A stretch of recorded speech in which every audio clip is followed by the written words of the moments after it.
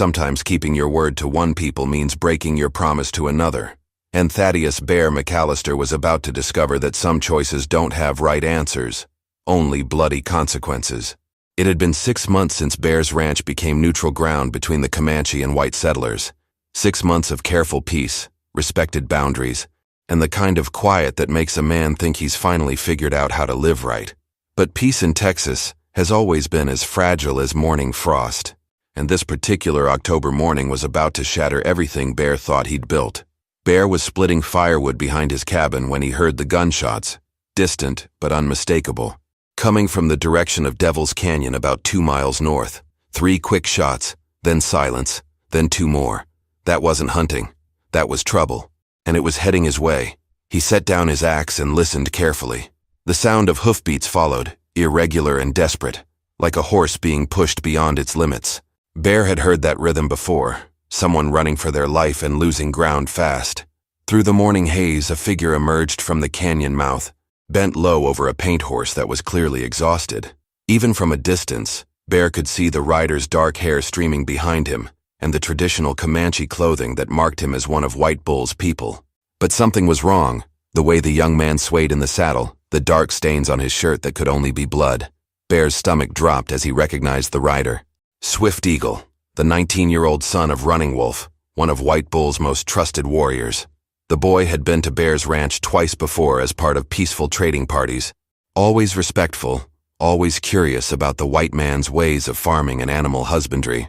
Now Swift Eagle was riding like death itself was chasing him, and from the sound of those pursuing hoofbeats getting closer, Bear realized that wasn't far from the truth.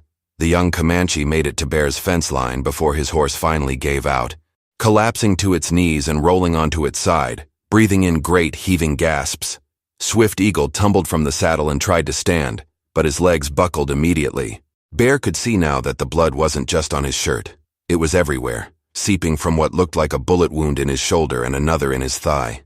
Bear ran toward the fallen warrior, but Swift Eagle's hand went immediately to the knife at his belt, his eyes wild with pain and fear. He spoke rapidly in Comanche, words Bear couldn't understand, but the desperation was universal. "Easy, son," Bear said, raising his hands to show he meant no harm. "I'm going to help you."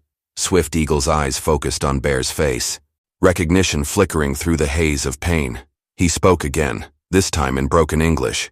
"Soldiers, they come. You must not, cannot help me." The sound of pursuing horses was getting louder now, maybe 5 minutes away at most. Bear could hear voices shouting orders, the jingle of cavalry equipment, the kind of organized pursuit that meant official military business. "Why are they chasing you?" Bear asked. But Swift Eagle was already losing consciousness, his head lolling to one side as blood loss took its toll. Bear faced an impossible choice. By the treaty arrangements he'd helped negotiate, his ranch was supposed to be neutral ground, a place where neither Comanche nor white settlers could pursue their conflicts. But that neutrality had never been tested like this. If he helped Swift Eagle, he'd be harboring a fugitive from the U.S. cavalry. If he turned the boy over, he'd be betraying the trust of White Bull's people and possibly sending a 19-year-old to his death. The hoofbeats were close enough now that Bear could make out individual horses, maybe 8 or 10 riders moving fast and with purpose. In less than 3 minutes, they'd crest the ridge and see everything. Swift Eagle bleeding in Bear's yard, the exhausted horse, the decision that Bear was about to make. Swift Eagle's eyes opened one more time, and he gripped Bear's shirt with surprising strength for someone losing so much blood. "Sacred law," he whispered. If you help me live, you break sacred law.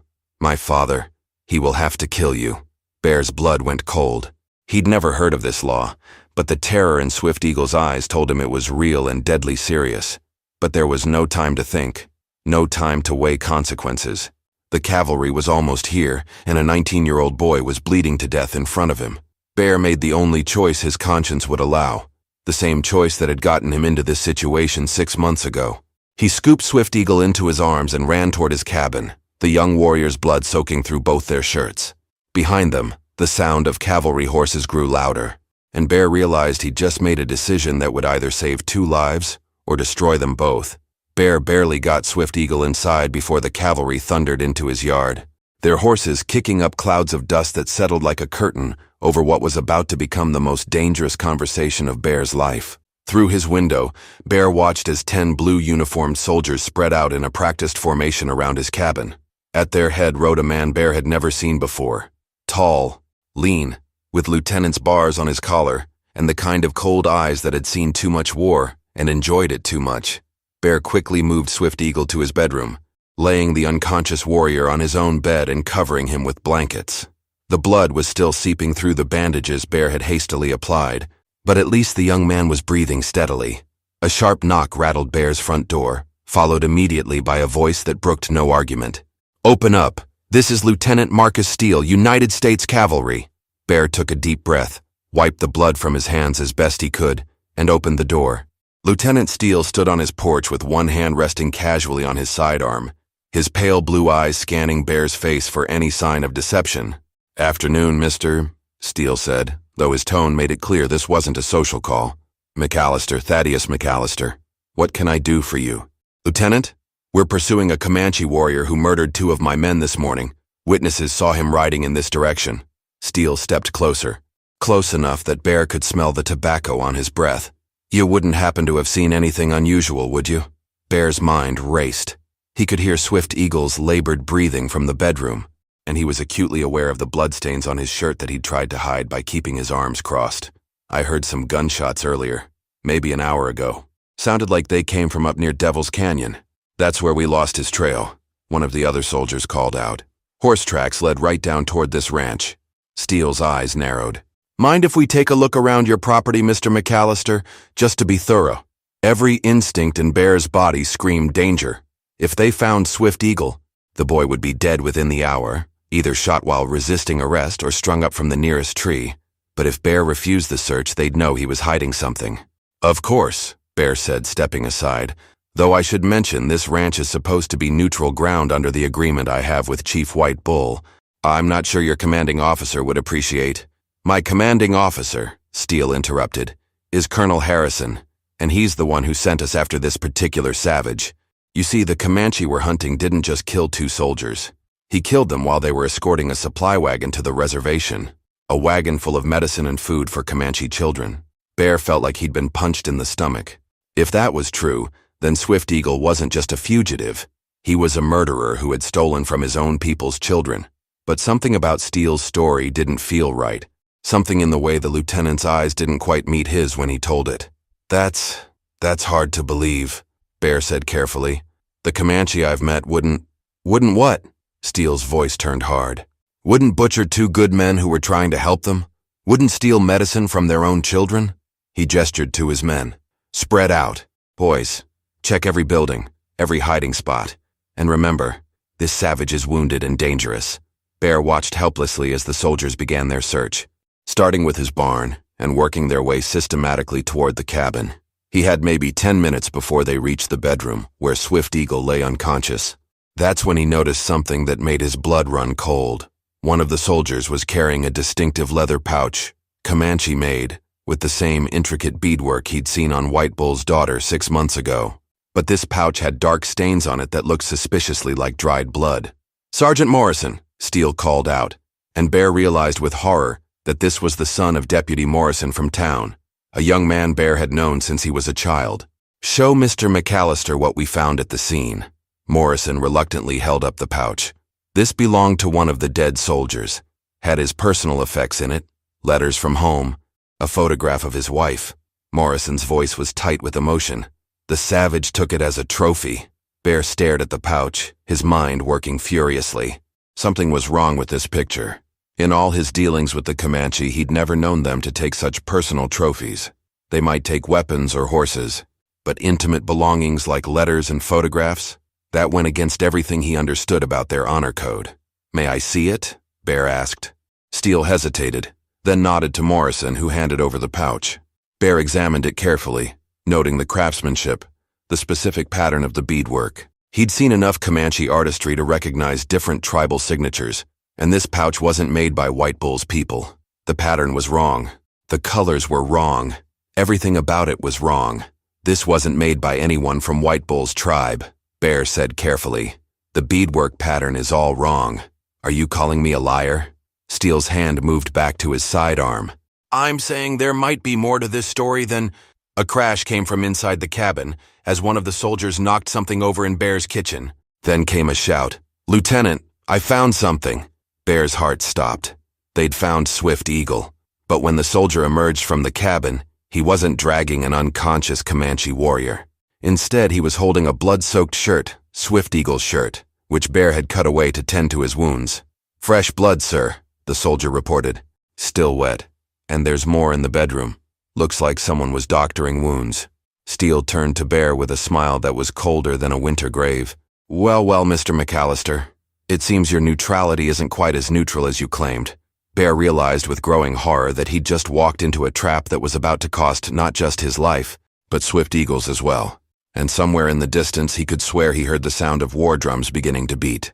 Bear raised his hands slowly, his mind racing for any explanation that might save Swift Eagle's life. That blood is mine, Lieutenant. I cut myself splitting wood this morning, caught my hand on a splinter. Steele examined Bear's hands with the thoroughness of a man who'd caught plenty of liars. Funny thing about blood, McAllister. Fresh blood is bright red. Old blood turns brown. He held up the shirt. This blood is still red as a rose. The other soldiers had formed a loose circle around Bear now, their rifles casually pointed in his direction. Not quite aimed, but close enough to send a clear message. Search the cabin again, Steele ordered.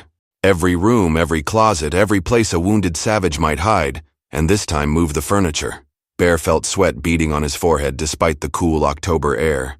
Swift Eagle was hidden under blankets in the bedroom, but he was unconscious and still bleeding. If the soldiers moved the bed or pulled back those covers... Lieutenant, Sergeant Morrison said quietly, maybe we should send word back to Colonel Harrison before we what, Sergeant? Steele's voice carried a dangerous edge. Before we arrest a man who's harboring a murderer? Before we complete the mission we were sent to accomplish? Morrison shifted uncomfortably. It's just that Mr. McAllister here has an agreement with the tribes. If we violate that without proper authorization, the only authorization I need, Steele interrupted, is 2 dead soldiers and a trail of blood leading to this ranch. He turned back to Bear. You've got one chance to tell me the truth, McAllister. Where is he? Bear looked into Steele's cold eyes and realized that the truth wouldn't matter to this man, whether Swift Eagle was guilty or innocent. Whether he'd killed those soldiers or been framed, Steele had already decided how this story was going to end. I don't know what you're talking about, Bear said. Steele nodded slowly, as if he'd expected that answer. Sergeant Morrison, take 3 men and start with the bedroom. If you find what I think you're going to find, we'll be holding a trial right here in this yard. Bear's blood went cold. A trial? That's right. Judge, jury, and executioner, all nice and legal-like. Steele's smile was like a knife blade. The penalty for harboring a murderer is death, Mr. McAllister. And the penalty for murdering soldiers is a rope around the neck. That's when Bear heard it. A sound that made every man in the yard freeze where they stood. War drums, distant but unmistakable, coming from the direction of the hills. The slow, steady rhythm that meant the Comanche were mobilizing for something big. Morrison went pale. Lieutenant, if those drums mean what I think they mean nothing, Steele snapped. But Bear could see uncertainty flickering in his eyes for the first time. White Bull's people won't risk open war over one renegade warrior. But Bear knew better. Those drums weren't just signaling a war party. They were announcing that Running Wolf, Swift Eagle's father, had discovered his son was missing. And if Running Wolf thought the cavalry had killed his boy, the drums grew louder, and now Bear could make out a second rhythm joining the first. Then a third. 3 different tribes all beating war drums at the same time. That hadn't happened in Bear's memory. Steele's confidence was beginning to crack. How many warriors does White Bull command? He asked Bear.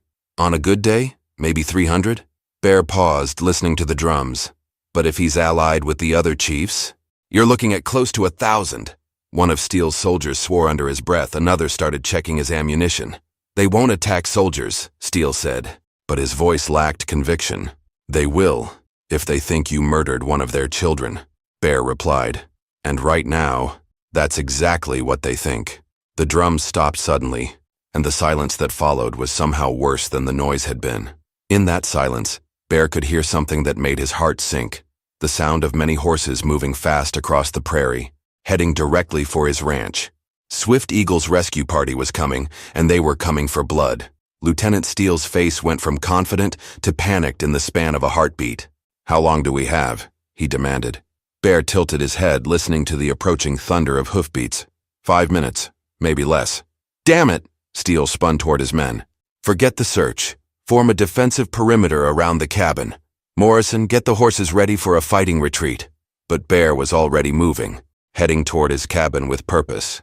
"Lieutenant, if you want to live through the next hour, you need to listen to me very carefully." Steele grabbed Bear's arm. "Where do you think you're going?" "To save all our lives." Bear pulled free. "That war party isn't coming to negotiate. They're coming because they think you killed Swift Eagle. The only way to stop a massacre is to prove them wrong. By harboring a murderer. By betraying my own.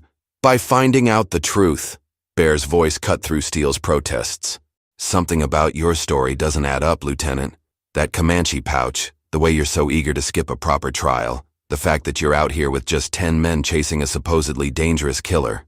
The sound of horses was getting closer, and now Bear could make out individual war cries carried on the wind.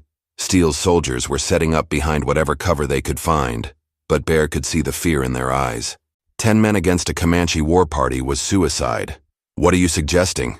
Steele asked, though his hand was still on his gun. "I'm suggesting that maybe Swift Eagle isn't the murderer you claim he is." Bear stepped closer. "And I'm suggesting that when Running Wolf gets here, you better have a damn good explanation for why his son is bleeding to death in my bedroom." Steele's face went white. "How did you—" "Because I'm not an idiot, Lieutenant. The boy rode here wounded and desperate, babbling about soldiers chasing him. You show up an hour later with a convenient story about murdered escorts and stolen medicine." Bear gestured toward the approaching war party. "Does that sound like the response to a simple crime? Or does it sound like a father who thinks his son was ambushed?" Morrison appeared at Steele's shoulder. "Lieutenant, we've got riders coming from 3 directions. Looks like they're trying to surround us." Bear felt a chill run down his spine. If the Comanche had split into multiple groups, this wasn't just a rescue mission. It was a coordinated military operation. That meant White Bull himself was involved, and it meant the situation was far worse than anyone had imagined. "There's something you're not telling me," Bear said to Steele. "What really happened this morning?" Steele's jaw worked silently for a moment, and Bear could see the internal struggle playing out on his face. Finally, the lieutenant spoke, his voice barely above a whisper. "We weren't escorting a supply wagon. We were escorting a surveyor." Bear's blood went cold. A surveyor? Government man, sent to map out reservation boundaries.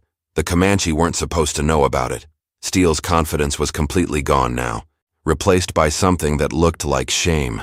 "Swift Eagle caught us marking trees near their sacred grounds. He tried to stop us and you shot him for defending his people's holy land. It wasn't supposed to happen like that." Steele's voice cracked. The surveyor panicked, started shooting. Swift Eagle fought back in self-defense. He killed the surveyor and one of my men before we could stop him. The truth hit Bear like a physical blow. Swift Eagle wasn't a murderer. He was a young warrior who had stumbled onto a government conspiracy to steal more Comanche land. The murdered soldiers were casualties of an illegal surveying operation that never should have happened. If you were Bear, what would you do? Turn Swift Eagle over to soldiers who had already proven they'd kill to cover up their crimes, or stand with a wounded 19-year-old against 10 armed cavalrymen with a war party bearing down on everyone? Tell me in the comments. I need to know which side you'd choose, because what Bear decided next would determine whether the sun set on justice or on the biggest Indian war Texas had ever seen. The war party crested the ridge at that moment. 30 Comanche warriors in full battle regalia, led by a man Bear recognized as Running Wolf. Behind them came another group from the east, and Bear could see dust clouds indicating a third group approaching from the south. "Too late for truth now," Steele muttered, raising his rifle. But Bear was already stepping between the soldiers and the approaching warriors, his hands raised high in the universal gesture of peace. What he was about to do would either prevent a war or start one, and he had about 30 seconds to figure out which. Running Wolf's war party thundered to a halt, 50 yards from Bear's cabin, their horses snorting and stamping with barely contained energy. The warrior who had fathered Swift Eagle sat tall on his painted stallion, his face streaked with black war paint, and his eyes burning with the kind of rage that comes from a parent who believes his child is dead. Behind Bear, he could hear Steele's soldiers checking their weapons, the metallic clicks of rifles being cocked mixing with nervous whispers. The tension was so thick it felt like breathing smoke. Running Wolf spoke in Comanche, his voice carrying across the yard like thunder. Bear didn't understand the words, but the meaning was clear enough. "Where is my son?" Bear took 3 steps forward, placing himself directly between the 2 armed groups. "Running Wolf," he called out in English, hoping the warrior would understand. "Your son is alive." The effect was immediate. Running Wolf's expression shifted from fury to desperate hope, while behind Bear, Lieutenant Steele cursed under his breath. "You fool," Steele hissed. "You just signed our death warrants." But Bear ignored him, focusing entirely on Running Wolf. "Swift Eagle is wounded, but he's breathing. He's in my cabin." Running Wolf dismounted and began walking toward Bear, his hand resting on his tomahawk. When he spoke, his English was heavily accented but clear. "Soldiers say he killed their brothers. Soldiers say he stole from children." "The soldiers lied," Bear said simply. The words hung in the air like gunpowder waiting for a spark. Behind Bear, he heard Steele take a sharp breath and the sound of rifles being raised. From the Comanche side came angry murmurs as Running Wolf translated Bear's words for the other warriors. "That's enough!" Steele shouted, stepping forward with his rifle aimed at Bear's back. "I won't stand here and listen to this savage sympathizer." Running Wolf's tomahawk was in his hand and cocked back to throw before Steele could finish the sentence. The other Comanche warriors raised their weapons in response, and Bear found himself in the middle of 30 arrows and 10 rifles all pointed at each other. "Stop!" Bear shouted, his voice cutting through the chaos. "Nobody moves. Nobody shoots. Not until you hear the truth." "The truth," came a new voice from the direction of the cabin, "is that these soldiers are murderers and thieves." Everyone turned to see Swift Eagle standing in Bear's doorway, leaning heavily against the frame but very much alive. His shirt was gone, replaced by crude bandages, and his face was pale from blood loss, but his eyes were clear and angry. Swift Eagle spoke rapidly in Comanche to his father, gesturing toward the soldiers and then toward the hills where the surveying had taken place. Bear watched Running Wolf's face grow darker with each word, until the warrior's expression was like a storm about to break. "He says," Running Wolf translated for Bear's benefit, "that these soldiers were cutting marks into sacred trees, marking our burial grounds for white men to steal." Lieutenant Steele's face went ashen. "That's not, we were just..." "He says the white surveyor shot first when Swift Eagle tried to stop them. He says my son fought only to protect the graves of our ancestors." Running Wolf's voice was deadly quiet now. "He says these soldiers are here to silence him, so their crime stays hidden." Bear felt the pieces clicking into place with horrible clarity. This wasn't about justice or law or even murder. This was about a government land grab gone wrong, and Swift Eagle was the only witness who could expose it. "Is that true, Lieutenant?" Bear asked, though he already knew the answer. Steele's silence was answer enough. Running Wolf raised his tomahawk and let out a war cry that chilled Bear's blood. The other Comanche warriors echoed the call, and Bear realized that in the next few seconds, his ranch was going to become a battlefield where everyone died, unless he could think of something that would satisfy both justice and mercy. If you're enjoying the story, subscribe to the channel. That's when Bear made the most dangerous gamble of his life. "Running Wolf!" Bear shouted, his voice cutting through the war cries. "By the law of your own people, you cannot kill these men on neutral ground." The Comanche warrior froze, his tomahawk still raised high. Every eye in the yard was now fixed on Bear, who was gambling everything on his incomplete understanding of tribal law. "This ranch was declared neutral by Chief White Bull himself," Bear continued, praying he was getting this right. "No blood can be spilled here without his permission. To break that law would bring dishonor to your tribe." Running Wolf lowered his weapon slowly, his face twisted with internal conflict. Bear could see the war between a father's rage and a warrior's duty playing out in the man's eyes. Swift Eagle spoke again from the doorway, his voice weak but urgent.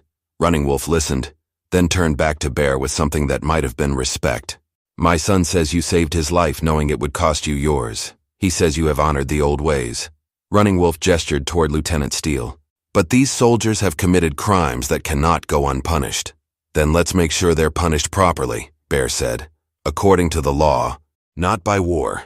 Lieutenant Steele stepped forward, desperation making him bold. "You can't seriously be considering turning American soldiers over to savages." "We have rights." "You had rights," Bear interrupted coldly, "until you decided to murder witnesses and steal sacred land." He turned back to Running Wolf. "What does Comanche law say about men who desecrate burial grounds?" Running Wolf's smile was sharp as a blade. They faced trial by combat, one warrior against each man who profaned the sacred places.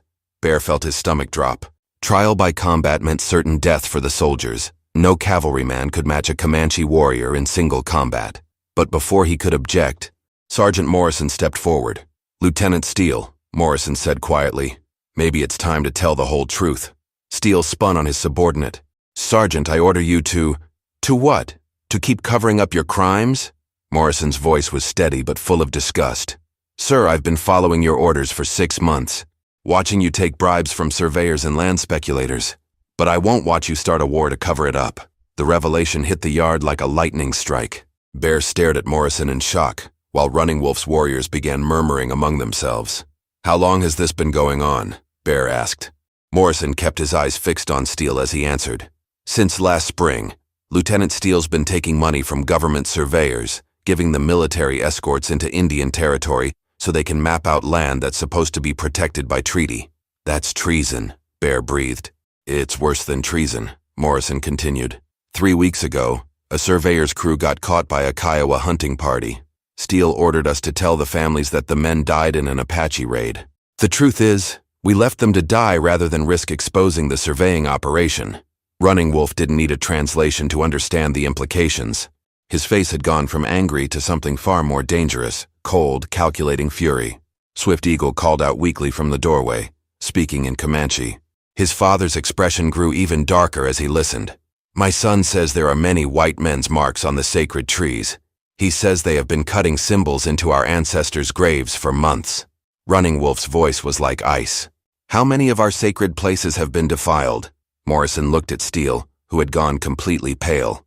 When the lieutenant didn't answer, Morrison spoke instead. "At least a dozen sites, maybe more. The plan was to document every valuable piece of Indian territory so the government could renegotiate the treaties." Bear felt sick. This wasn't just about stealing land. It was about systematically destroying everything the Comanche held sacred to make that theft easier. "There's something else," Morrison added reluctantly. "The surveyor who died this morning? He wasn't just mapping burial grounds. He was looking for something specific." "What?"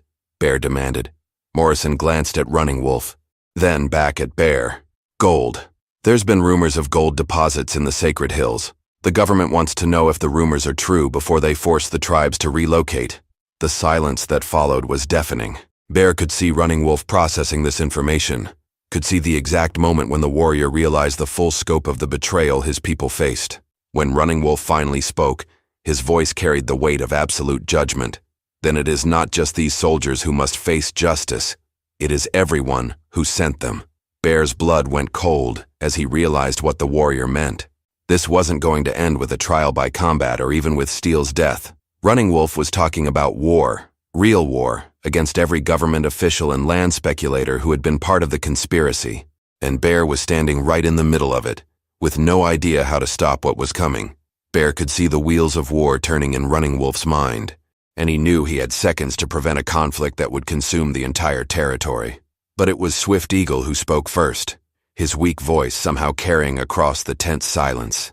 "Father," the young warrior said in English, clearly intending for everyone to understand. "The white man Bear, he broke sacred law to save my life." Running Wolf's attention snapped back to his son. Swift Eagle was leaning heavily against the doorframe, but his eyes were clear and determined. "When I told him that helping me would force you to kill him, he helped me anyway," Swift Eagle continued. "He chose my life over his own safety. That is the action of a true warrior." Bear felt his throat tighten. He'd forgotten about the sacred law Swift Eagle had mentioned, the one that would require Running Wolf to kill anyone who interfered in tribal justice, even if their intentions were good. "The law is clear," Running Wolf said, though his voice lacked its earlier conviction. "Any white man who aids a Comanche warrior facing tribal punishment must face the same punishment himself." "But I wasn't facing tribal punishment," Swift Eagle replied. "I was facing white man's injustice. Bear saved me from false accusations and certain death." The young warrior pushed himself away from the doorframe, standing straighter despite his wounds. "By the old laws, that makes him worthy of protection, not punishment." Lieutenant Steele chose that moment to make his move. While everyone's attention was focused on the exchange between father and son, he slowly raised his rifle toward Swift Eagle. But Sergeant Morrison saw the movement and acted without hesitation. He tackled his commanding officer, sending both men tumbling to the ground in a cloud of dust. "Sir, you're under arrest for treason, conspiracy, and conduct unbecoming an officer," Morrison announced as he pinned Steele to the ground. The other soldiers looked at each other uncertainly, but none of them moved to help their lieutenant. Bear realized that Morrison's confession had been building for months, and the other men were as disgusted with Steele's crimes as their sergeant was. Running Wolf watched this display of white man's justice with obvious approval. "It seems not all soldiers are without honor," he said to Bear. "Most aren't," Bear replied. Steele was using his authority to line his own pockets. The other men were just following orders they thought were legal. Swift Eagle spoke again in Comanche, his words urgent and passionate.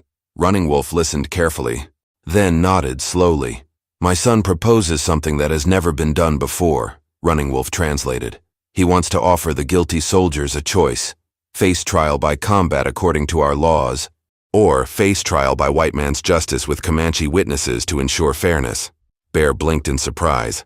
It was actually a brilliant compromise. It would satisfy the tribe's need for justice, while preventing the cycle of violence that would inevitably follow executions. But Steele wasn't finished causing trouble. As Morrison tried to secure his hands, the lieutenant broke free and lunged for his fallen rifle, clearly intending to shoot Swift Eagle and eliminate the key witness to his crimes. Running Wolf's tomahawk was already spinning through the air before Bear could react.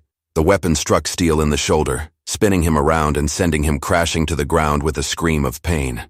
"Now he faces trial by combat whether he wants it or not," Running Wolf said calmly, retrieving his tomahawk. "The penalty for trying to kill my son is death." Bear looked at the wounded lieutenant writhing in the dirt, then at the circle of Comanche warriors who had moved closer to watch the final act of justice unfold. Steele was finished. Even if he survived trial by combat, his career was over and his crimes exposed. But Bear realized there was still one more problem to solve. The government conspiracy that Steele had been part of was bigger than one corrupt officer. The surveyors, the land speculators, the officials who had ordered the illegal mapping, they were all still out there, still planning to steal Comanche land. And now they knew that their secret was compromised. The trial by combat was over in less than 3 minutes. Lieutenant Steele, wounded and desperate, had no chance against the Comanche warrior Running Wolf chose as his champion. But as Steele breathed his last in Bear's yard, the real consequences of the day's events were just beginning to unfold. Sergeant Morrison gathered his remaining men and prepared to ride back to the fort with news of Steele's death and a full report on the illegal surveying operation.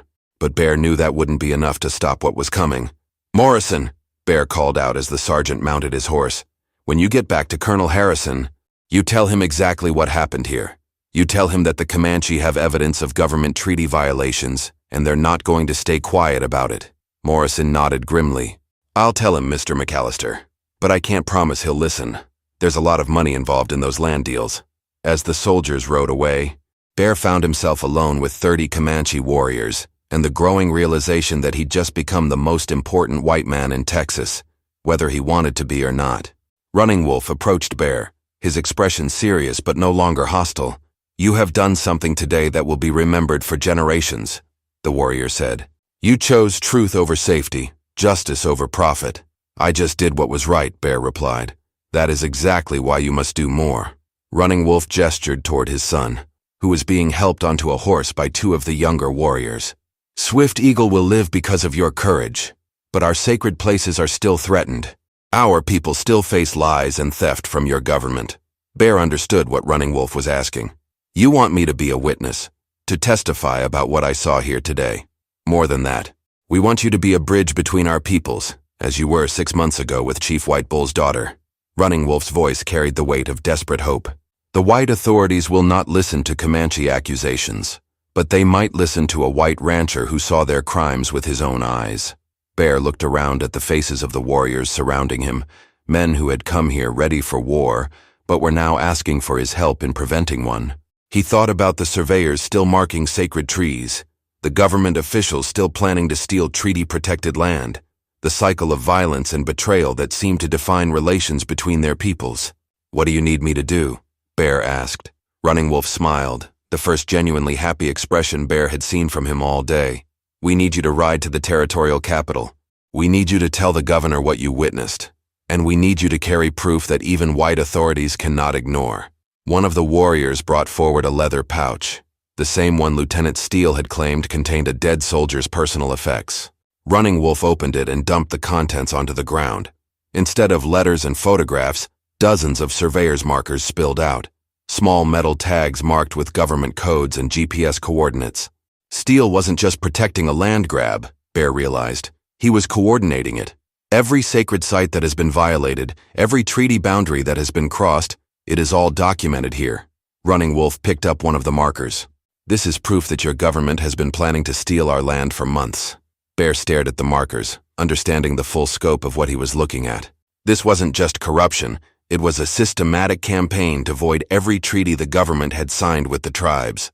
If I take this to the governor, it'll mean investigations, trials, maybe even congressional hearings, Bear said.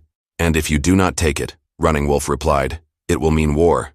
Not just between our tribes and the cavalry, but between every Indian nation in Texas and your government. Bear picked up the leather pouch and began collecting the surveyor's markers. Each piece of metal represented sacred ground that had been violated, promises that had been broken, trust that had been betrayed.